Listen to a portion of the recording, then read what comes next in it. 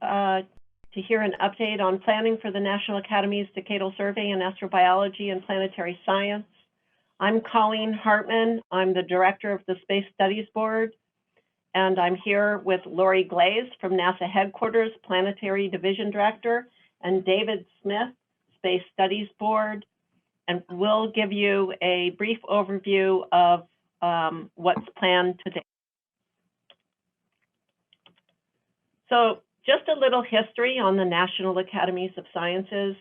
We were created in 1863 at the very height of the Civil War by President Lincoln, who signed an act of Congress creating the National Academies.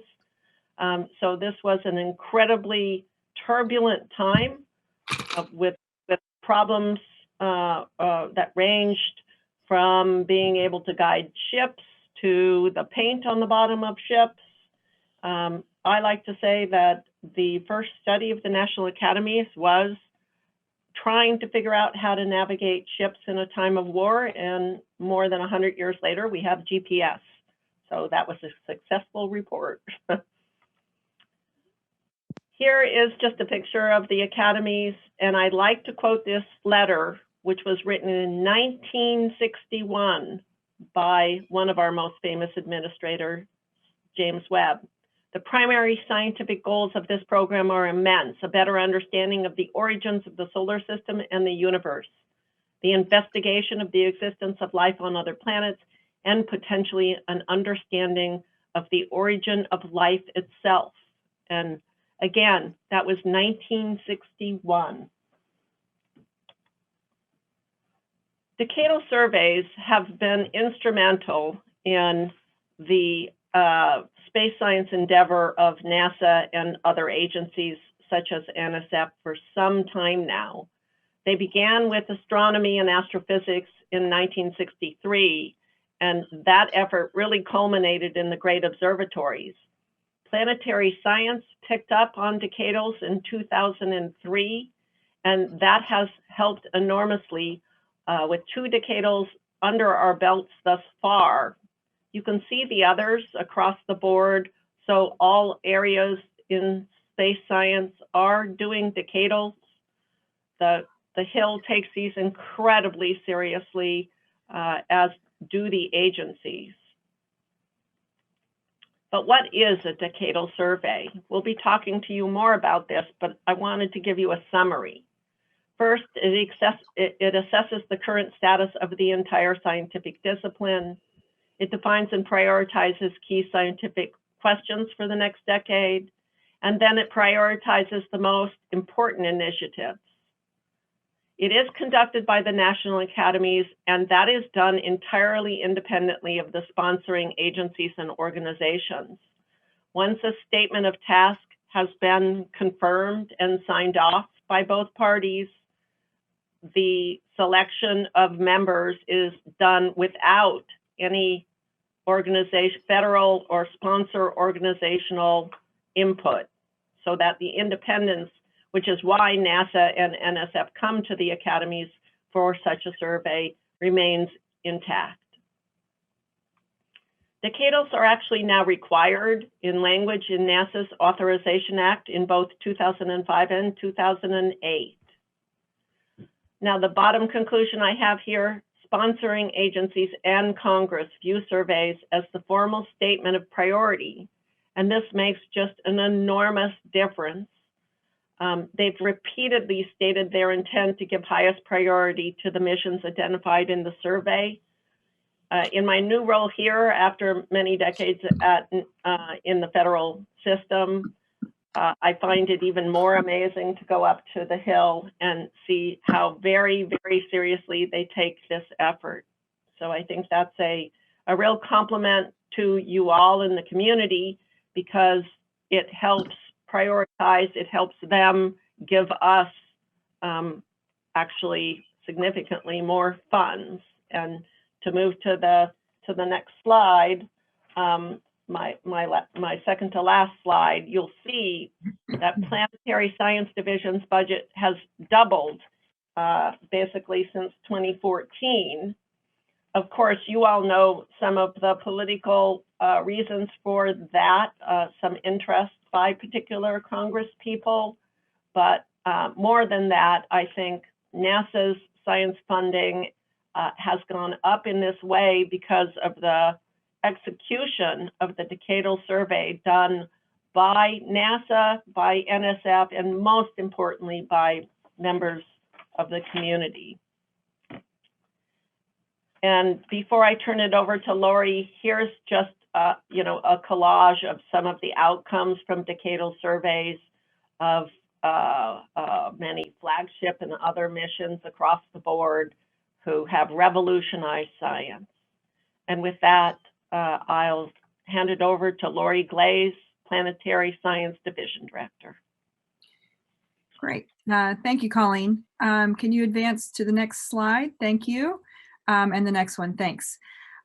So in particular, so Colleen's talked about the decadal surveys in general. As the community knows, we're about to embark on the next decadal survey for planetary science. And the foundation of this is the statement of task. And as Colleen said, once we have gotten agreement on the statement of task, then things really start to move forward.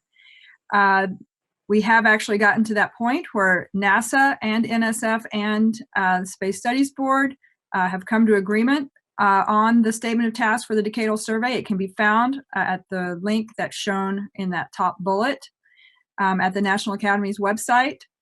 And this is, in fact, the guiding statement, the guiding document for how the study will be conducted. It outlines exactly what NASA and NSF expect the survey to consider and what type of outcome we'd like to see from that decadal survey panel. The National Academies then will require the committee that gets stood up to do no more and no less than what is specified in the statement of task. It really helps to focus the group so that their efforts are all directed towards providing the most useful report at the end. In addition to the statement of task, there are also some additional guidelines, considerations, and some suggestions for the approach that the Academy should follow when putting together the decadal survey. And I encourage folks in the community to look at all aspects of the statement of task beyond just the binding part contained under the SOT, but also look at the other scope and considerations to get the full understanding of what the expectations are for the survey. If we can go to the next slide, please. So in looking at the current statement of task, we've got some comparisons back to the last decadal survey for planetary science to get a sense for what's different and what's the same. As with most decadal surveys, and certainly ours is no different, we want a good overview of the relevant disciplines. We want a broad survey of the current state of knowledge. How much have we learned? How have things changed over the last 10 years? We definitely want an inventory of the top-level science questions and research activities that can contribute to answering those science questions. We are asking for recommendations on the optimum balance between not only the target bodies within the solar system, but also between large, medium, and small missions, between ground-based observations versus space-based observations. And again, this is similar to what was requested in the last decadal survey. We're also looking for an assessment of our infrastructure, facilities and other capabilities, a discussion of strategic technology development needs that will be needed for future missions, and then a ranking of the large and medium space missions. And these are specifically ranking of strategic flagship class missions, and what's currently in our current decadal are called New Frontiers missions. We've asked the decadal will ask the panel to look at those medium-sized missions and provide a ranking of priorities within, or the types of missions that would be included in that medium class as well. NSF has also asked for some feedback on the ground-based facilities and the supporting research as well. So if we can go to the next slide, please. So what's new? In this current decadal survey, we're calling it the Planetary Science and Astrobiology Decadal Survey. And so there is an increased emphasis on the astrobiology part of our program, which spans beyond even planetary science, and is increasingly becoming an important part of NASA's work. And so we really wanted to make sure that that is integrally included in all of the panels that are stood up for the Decadal survey.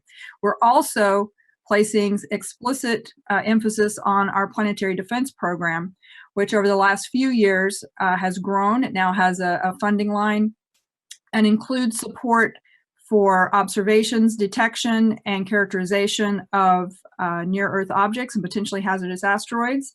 Also includes some funding for mission lines, including things like mitigation techniques, like the DART mission, which is currently in development. And then the next mission, we hope to fly the Near-Earth Object Surveillance mission for future detection, space-based capabilities for detection and characterization of near-Earth objects. We also have recommended activities. We recommend that the activities are clearly traceable back to the goals and objectives. This is really important to help us provide priorities and where we put our resources. We request decision rules that will allow us to adjust whether budgets go up or down, adjust to new discoveries or technology developments. And so we specifically want not just the recommendations, but let us know if things change, where should we put our emphasis? Where should we adjust? We also are fully aware that as the Artemis program within NASA is moving forward at a pretty rapid pace right now, there are a lot of capabilities that human exploration can bring and enable to planetary exploration. And so we're looking for some feedback on how we can work with human exploration to leverage that capability to enhance our science return. And then also, of course, with our international partners as well, where we can work with international collaborators and partners to enhance our scientific return.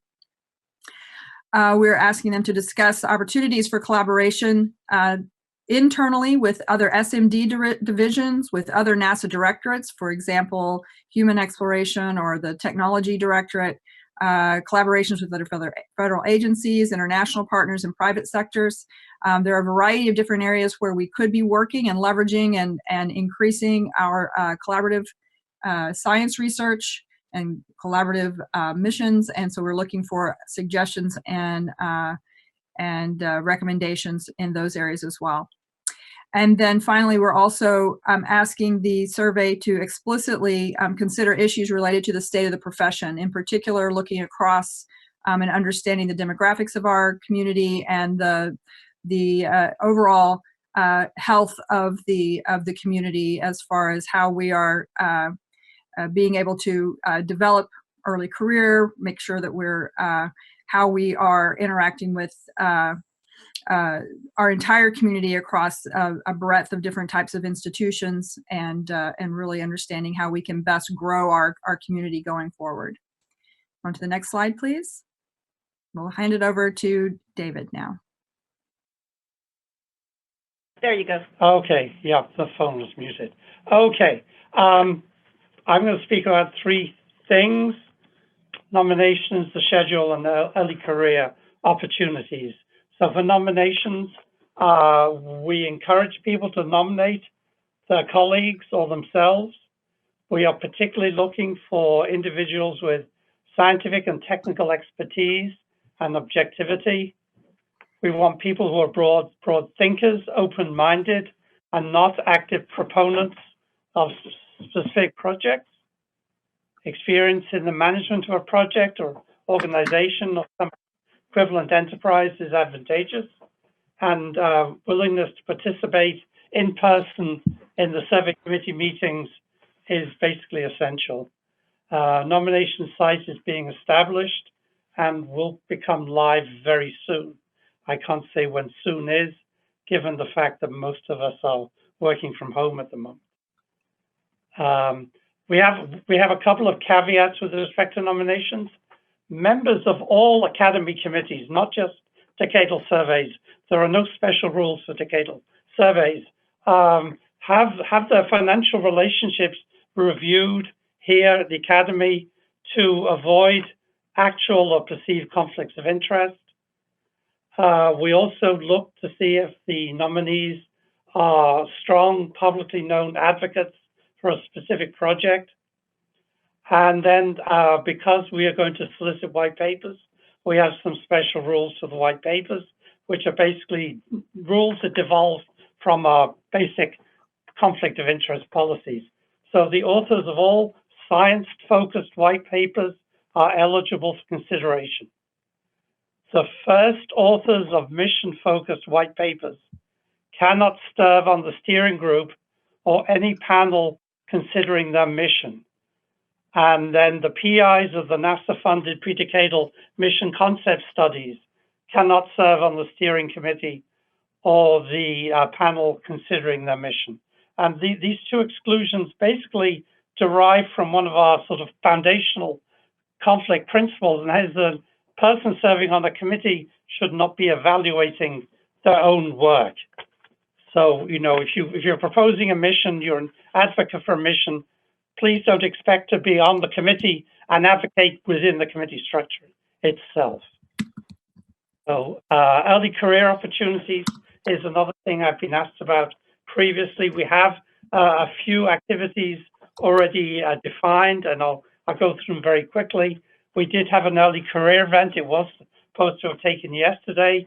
It is being rescheduled, and we'll have a couple more in the coming months. The white papers that I mentioned a second ago, anybody can author a white paper. Any white paper on any topic that is relevant to the statement of task for the study or is touched upon in the considerations and so on that Laurie mentioned, please submit a white paper. There is no lower age limit for submissions. So undergraduates, graduate students, etc., if you want to express your views, please do author a white paper. We have a full-time job vacancy here at the Space Studies Board. The minimum requirements is an undergraduate degree and a couple of years experience. We're really looking for somebody with a PhD. It could be somebody straight out of graduate school. It could be somebody a bit more experienced, but please do apply. There is no set deadline for the applications, but applications are coming in, and so we'll be making a decision on that within the next few weeks. So you can find the details of that position at that website that's listed in our human resources department. Like last time when we did the Steve Squires survey, we'll be recruiting graduate students to take notes at meetings. We can't start this recruitment until we actually know when the meetings are going to take place. And then there's two other activities. There's our Lloyd V. Berkner Space Policy internships here at the Space Studies Board. We offer them twice a year in the summer and the autumn. In the summer, it's only undergraduates. In the autumn, we'll take graduate students. The summer program is already full, so we'll be recruiting basically survey-oriented for the autumn program, and the deadline is the very beginning of June. And then the details can be found at that website listed there. And then there is the Christine Mazayan Science and Technology Policy Fellowship. This is an academy-wide activity that's offered once a year in the early months of the year, January, February, March, I believe it is usually. It's open for any graduate students or somebody within 5 years of graduating. So again, that's an interesting opportunity. I should mention that we had a Mazayan Fellow last time when the Steve Squires survey. We actually hired her into a full-time position here at the Space Studies Board, and she's now actually the study director for the Astronomy Decadal Survey. Similarly, with our intern program, the Berkner program, interns in past years are now serving on our committees. We had an intern back who worked on in the tail end of the first Planetary Decadal. I hope we'll have some more. Note takers last time around are now established. Many of them are now established in postdoc positions or junior faculty positions. Those people are now basically in our crosshairs as potential committee members. So, you know, if you're too young now to think you would serve on the committee, apply to one of these entry-level activities, and we know we'll take note of you, and we know we don't forget who's worked here in the past.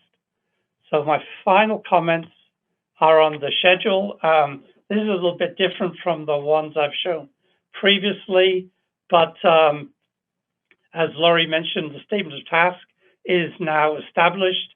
The funding proposal has gone to NASA, and we hope to get the funding very soon. Once we get the funding, we can actively start to recruit people, including the chair. NSF has agreed to support the activity, and we are in the process of putting together a proposal. The early career events, of course, were cancelled as in person, but we'll do those, as I already mentioned. The white paper submission site will open sometime in the not too distant future. I would imagine by April it will be open. I don't know what the deadline would be. The deadline would be sometime before the first meeting of the steering group.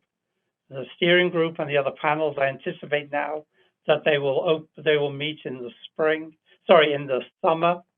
And then downstream schedule is pretty much the same as it's been for the last 18 months or so, that we hope to have most of the meetings this year, meetings of the panels this year and the beginning of next year.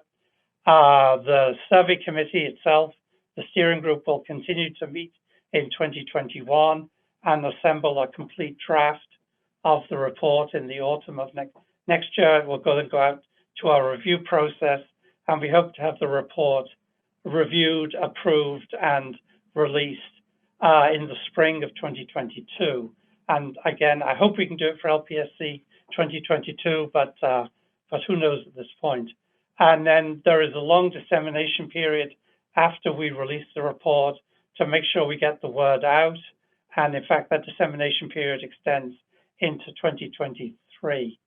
And we've been toying with the idea of maybe having something like a 1 year after event in the LPSC in 2023. And at that point, it's open for questions. Thank you. And there's some websites here, and all these slides will be posted on the Decadal survey website as soon as we can.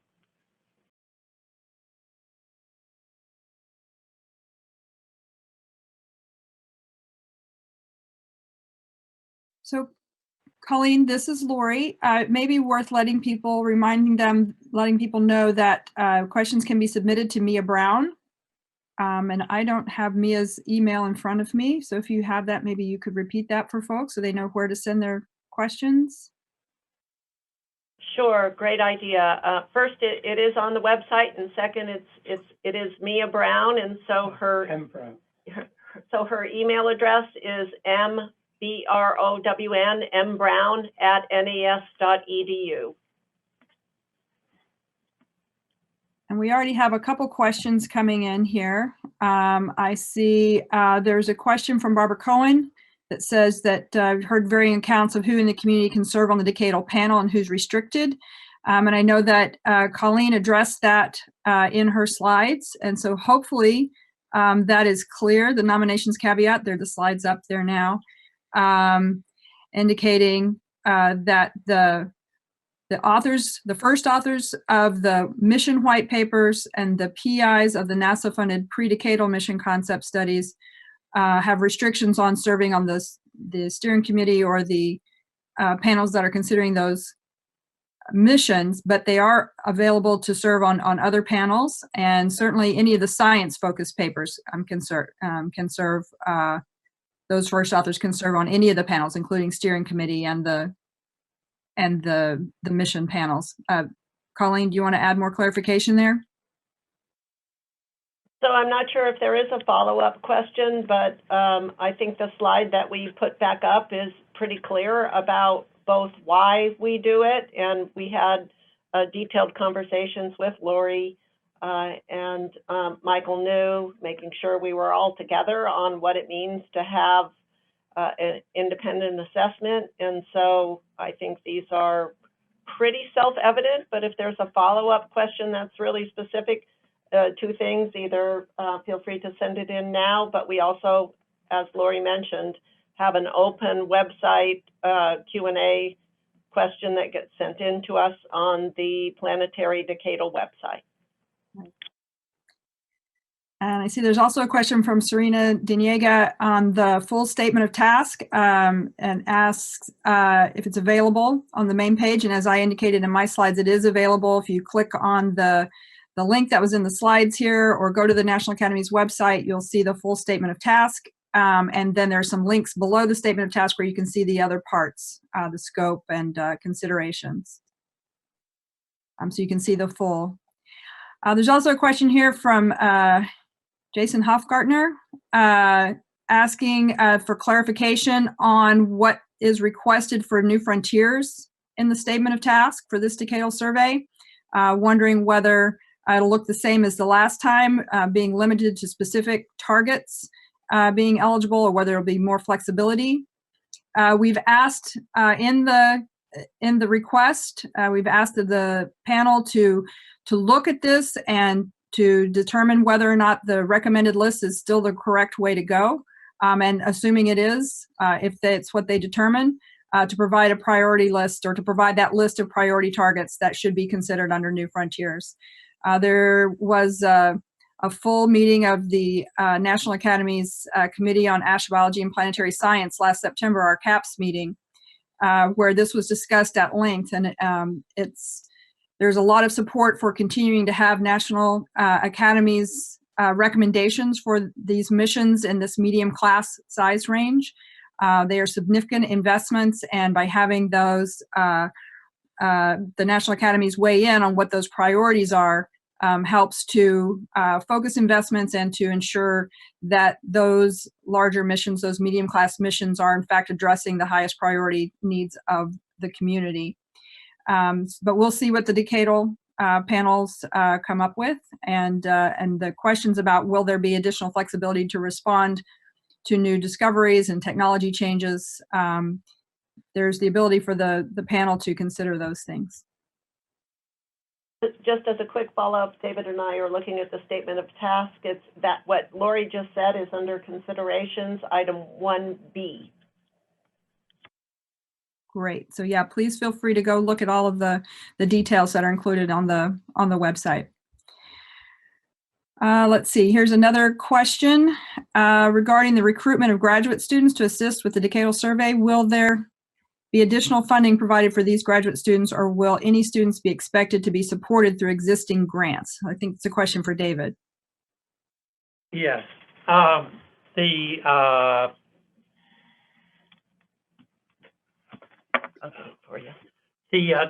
graduate students we recruited last time were paid an honorarium, and we're going to do that this time. We have increased the amount. It's 2.5 times what it was last time, but we're not supplying them with any additional support. So that's why in the past we recruited locally. So if we had a meeting in Boulder, Colorado, for example, then we recruited people from that general area, and we will probably do the same this time. So we can't do this until we know when and where the meetings will take place. But each panel is scheduled to meet approximately 4 times, and the steering group is scheduled to meet 5 times. And so we'll spread these around as much as we can. And so there should be opportunities for most people in major centers of planetary science research to go to at least one meeting without having to travel more than a few miles. Great. Here's a question from Christina Ricci saying, when can we get definitive deadlines for when the white paper submissions will open and close? And I think this is more a question about when will you be able to tell us when those deadlines are, if we have a sense there. And then a question about, will the state of the profession be due at the same time as the science papers, or have a small delay? And so I'm going to let you address those, David. Okay, the website for both nominations of individuals and then for submission of white papers should open within a couple of weeks. The deadline for when the white paper site will close will be approximately a week before the first meeting of the steering group. Now, we don't know when that's going to be, so we can't give a definitive date, but it's not going to be before, I would guess at this point, June, July, August. People will have plenty of notice of what the deadline will be. What I don't particularly want to happen is what happened with the Astronomy Decadal Survey, when basically all the white papers arrived on the deadline day. I just don't think our IT infrastructure is sufficiently robust to accommodate that. So if you have a white paper, you want to write a white paper, please submit it as soon as possible after we open the site, which will be within a week or two. That's a great recommendation, David. And then Christy's second question had to do with information or input on the state of the profession. Will it be due at the same time as science papers? And if you're going to submit something in a white paper format, they'll be due all at the same time. We're not having a separate deadline for state of the profession specific input. The Decadal panel is being asked to look at the state of the profession, but we're also looking at a couple of other ways of assessing where we are with that. So I don't know, Colleen, did you have more you would like to say about that? I know from Michael New, I know that we are working with you, right, to request a special study to increase diversity and inclusiveness and mission leadership, but that's separate from, I think, or in addition to this question.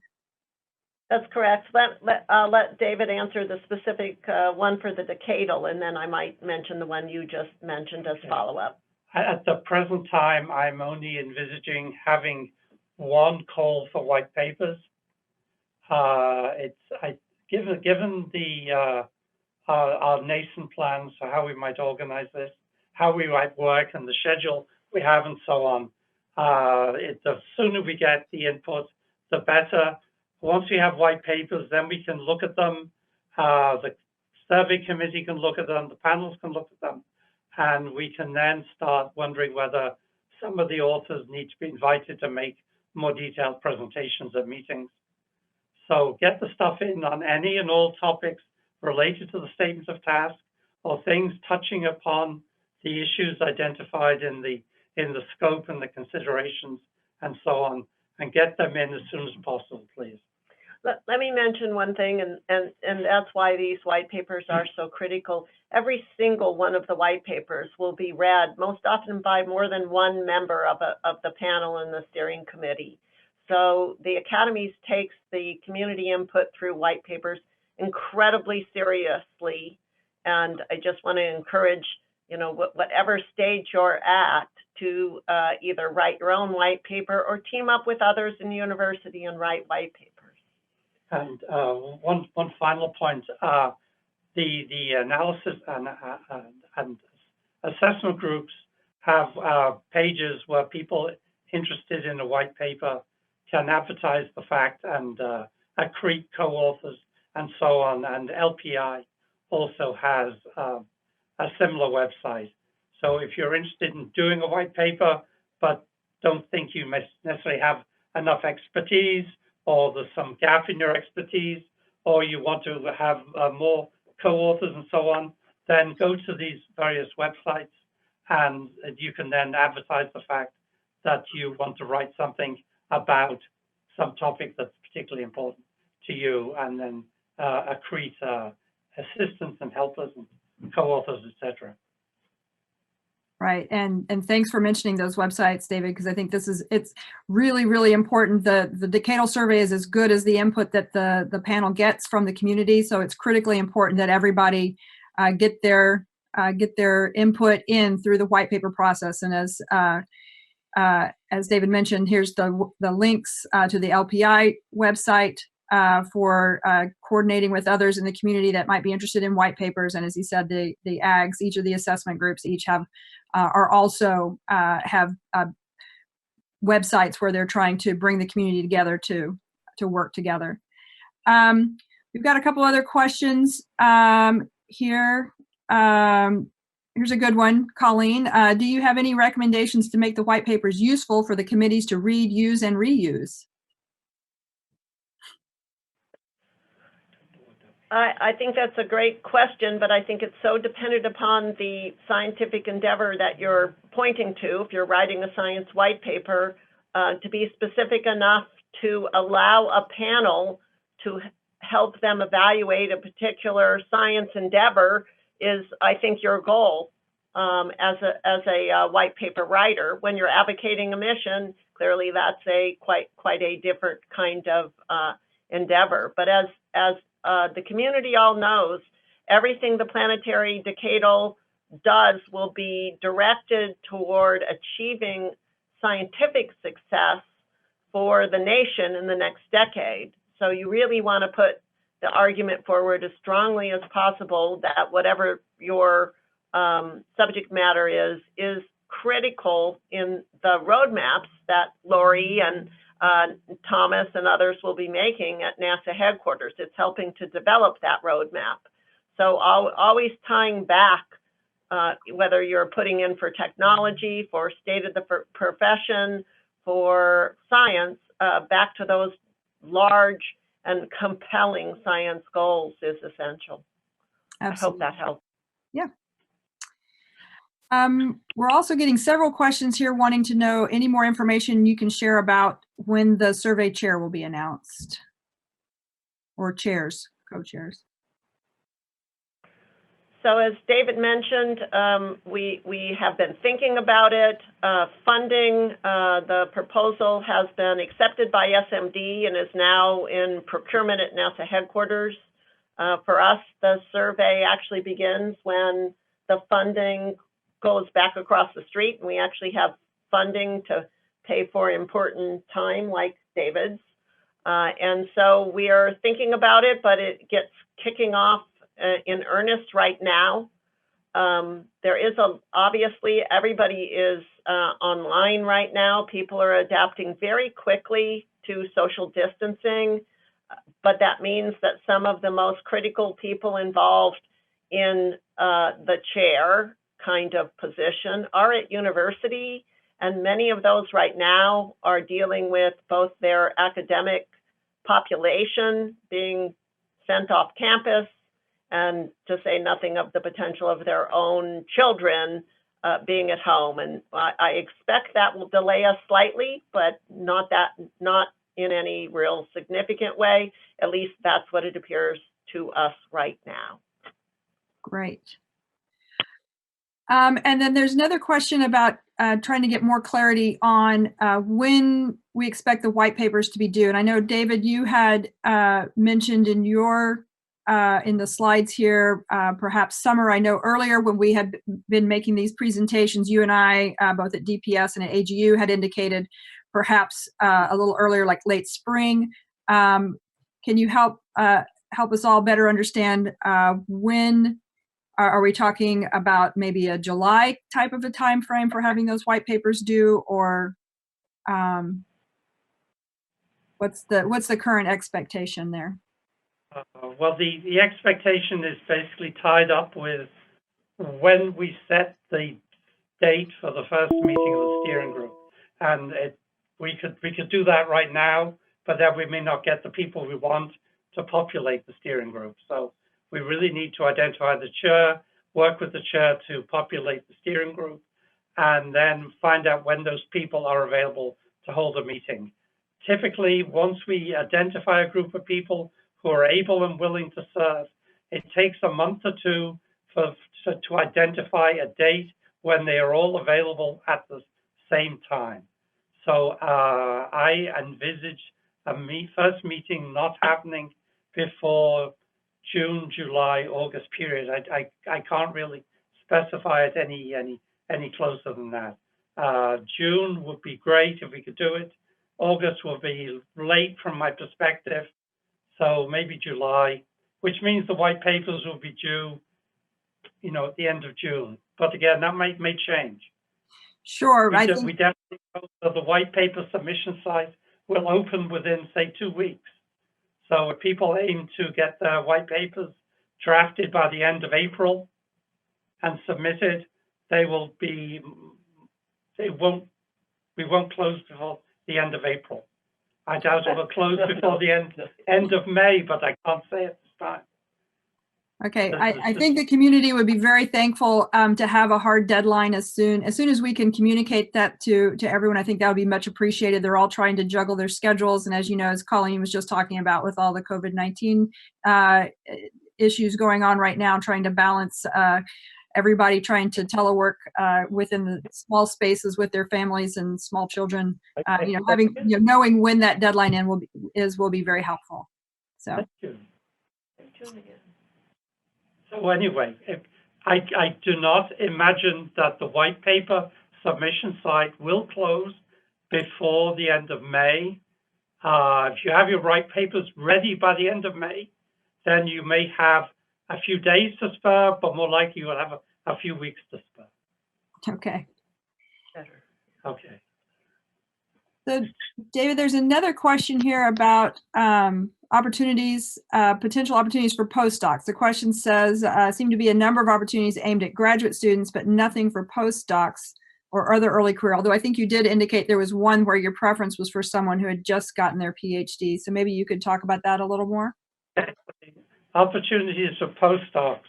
First of all, there's the early career event, which will give more information about things like how to go about drafting a white paper. There is the job we're advertising for now. It's a full-time vacancy at what we call an associate program officer. It's the lowest grade of somebody here who can run a study on their own. That vacancy is active now. The minimum requirement is an undergraduate degree with a couple of years of post-degree experience, but we prefer somebody with a PhD. It could be somebody just completed that degree, graduated, or it could be somebody with some years of expertise or experience. We will look at all of them. Yeah, please. But you need to apply soon, because this has been advertised now for about 2.5, 3 weeks. And we have some applications already, and we're not going to hold it up too much longer because we really need to get this person on board. One of the things this person will be working on is the Decadal survey. The other thing for postdocs is Christine Mazayan Science and Technology Policy Fellowship. As I mentioned, we had one during the Steve Squires Decadal survey that worked out so well. We hired her, and as I said, she's now on the Astro 2020 with my position on Astro 2020. That program will start advertising and accepting applications in the autumn of this year. You need to go to the Mazayan Policy Fellow website. It's run by a different part of the Academy. I don't have any control over that. I do have control over the Berkner internships. And again, those for the autumn program, the deadline is the beginning of June. Well, let me add just to add to what David said explicitly for postdocs. Our associate staff officer job that's being advertised, postdocs are preferred there. That would be wonderful. They certainly will be involved in this decadal and perhaps other decadals, as well as other National Academies Space Studies Board work. The Mazayan Fellowship is a really wonderful fellowship.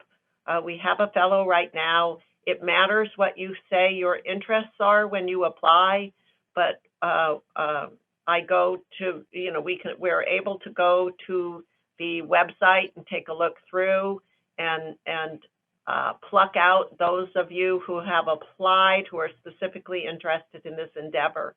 So it's just another terrific opportunity to be exposed to the Space Studies Board work, and in this case, the decadal work. So go to the website and please drop in an application. Yeah, one thing that people applying for the Mazayan should be aware of, you need to specify which part of the academy you want to work at, and so specify Space Studies Board or Aeronautics and Space Engineering Board. Don't pick one of the others, because if you pick one of the others, you won't be working on the decadal survey. There was another part of that question which was focused on early career scientists and how they can get involved. And I did want to just take a moment to clarify and to say that within the statement of task, if folks go and look online at some of the additional guidance that's on there, there's a request that the panel reflect the demographics and the makeup of our planetary science community. And of course, our planetary science community does include early career scientists as a significant and substantial contributors to the community. And so there is an expectation that there will be some early career participation on the panel. So that's part of the recommendations going forward to the academies as to how they start pulling the panels together. And I see that Colleen and David have put the slide back up here that says what the criteria are that they're looking for. Someone that's broad thinking and open-minded, absolutely, and definitely with some experience that is relevant to the topics that are going to be discussed. So I want to just point that out, that there are opportunities there as well. So certainly encouraging early career folks to submit their names for nomination. And if I can just add, go ahead. To what Lori said, we take making sure that we reach out and have participation on the panels themselves from early career. That's something we take very seriously here, and we will be looking for that. And so I want to just reiterate this slide, because both self-nomination and nomination of others are both equally encouraged here.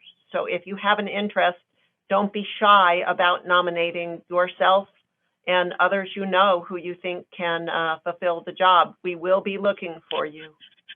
Absolutely. Okay. Just, in preparation for the early career workshop, which of course has been postponed, we took a look at the age distribution in the first two planetary decadal surveys. Unfortunately, I don't have the data in front of me, but I do remember the fact that the youngest participant on a panel in the last decadal survey in planetary science was 33, and the youngest member of the steering group was 38. And there were a significant number of people, I think of the order of a dozen, participating in various roles in their 30s. Great. Thanks, David. That's great and good to know for folks as they're thinking about whether or not to nominate themselves or to nominate other of their colleagues. There's a question about how the surveys should be organized respect to sections. Will it be following the previous structure based on targets or regions of exploration, or will it be organized according to major science themes? Again, in reading the supporting information that goes with the statement of task, you'll see that we have requested that the report be provided by, be organized according to big science questions. And so, of course, it's up to the chair and the Space Studies Board and the academies and how the panels are set up to support that. But the expectation is that it will be structured in a way that supports delivery of recommendations by major scientific questions and science themes. So I don't know, David or Colleen, if you want to say any more about that at this point. Yeah, I can say a little bit more. This was a major topic of discussion at the organizing meeting we had that was run by the Committee on Astrobiology and Planetary Science, and we held it at Caltech last September. We spent maybe a day discussing this. We can't, as Laurie said, one part of the language we got from NASA asked us to organize the report, the science goals around major science themes. how we get to that is not clear at the moment. We will start discussing the organization of the panels once we get the chair on board. And I think it will become pretty clear pretty quickly how we're going to organize. But at this point, I don't want to prejudge, because different chairs may have different chair candidates, may have different ideas on how to do this. But certainly the report will be organized around major science themes, and that suggests that the groups that write the report will be more likely to be organized that way than some other way. Okay, there's a question about the length and format for the white papers, and the question is actually specifically on whether there's information on the LPI website, and I don't recall if they have guidelines there from the last time around. David, do you want to speak to the length and format for the white papers? Yes, it's actually on the Planetary Decadal website, and it's been there since about January. Okay. So it's, if I remember rightly, no more than 7 pages, Right. one each margin around each side, and I don't know if it's 11-point type or 12-point times New Roman. Yeah, it's all on there. It's all there, though. Yeah, so make sure you check the National Academies website there for Planetary Decadal Survey, and if you just search Planetary Decadal Survey 2020, it'll come right up in your search engine, so you'll find it. Let's see. Here's a question. Will non-U.S. resident early career people be able to serve and eligible for any of the internships? Okay, that one I can't give a definitive answer. The rule we apply for the Berkner internship program is that you have to be a registered student at a U.S. university or college. But we have in the past, we've offered internships to non-U.S. citizens who are at U.S. universities and colleges, but none of them have actually ever accepted. So we've never actually gone through this process. The Mazayan Fellowship Program, I think, has a similar rule. You'd have to go to the Mazayan website, because I'm sure it's spelled out there. And there is some language in the Berkner internship website on this topic, but I can't remember it. Okay, I think you've addressed this more or less, but here's the question phrased a little different way. How many steering committee members or panel committee members will be early career members of the community, and what is considered early career? Is it within 10 years, et cetera? And I think you pretty much addressed that in your description of how it was handled last go around, but it's framed a little differently. The quick answer is we don't have a quota. We recruit people based on the individual expertise, not to fill some quota of people who are under 40, under 60, under 80, or et cetera, et cetera. So. But again, we strive to have panels that are representative, and if you look at the way we've done, for instance, Astro 2020, you'll note that there tends to be someone whom the broad description of early career would be attributed to on every panel. So, but David is absolutely correct. Clearly, we're looking for an expertise and a representative stripe of the community with that expertise. Yeah. The early career doesn't really have a definition. If you think you are early career, then you can partake in the events, but there's no definition. Great. All right. I think we're closing in on the top of the hour. I did want to, before we close out, Colleen and David, I wanted to make sure we take the opportunity to thank Lunar Planetary Institute for arranging to have this streaming opportunity so that we could still hold this town hall, despite the fact that LPSC is not going on this week. So I hope that that the individuals that tuned in really found this useful. I'm really glad, Colleen and David, that you were willing to continue to hold this activity. And again, thank you to LPI for their support. let me echo that. Thank you very much, LPI, and we really appreciate people logging in and asking questions and listening. It's such a critical event, and we look forward to your participation. And thanks again to NASA, to Lori and others at NASA headquarters as well for participating in this event. I think we can all move forward doing things virtually, and this proves it. Exactly. And I guess one last bit, David, as we get more information on the other early career workshop opportunities to replace the one that was not able to be held on Sunday, and for other potential early career events, people should stay tuned as they come along. We'll announce them in the various community newsletters and make sure people know that they're coming, and presumably they'll all be virtual opportunities.